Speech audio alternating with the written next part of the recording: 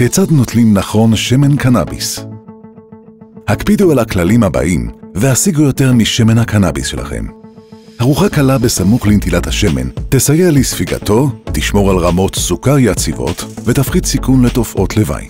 למינון אחיד, החזיקו היטב בחלקו העליון של הבקבוקון ונענעו בעדינות את חלקו התחתון. לשליטה במינון, טפטפו את השמן ללשון בעזרת כפית ורק לאחר שבלעתם עודפי רוק.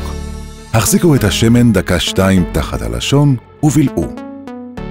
עם השמן, הסבלנות משתלמת.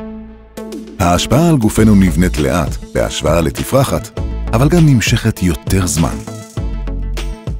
כמה זמן? מתחילה אחרי שעה ונמשכת 5 עד 7 שעות.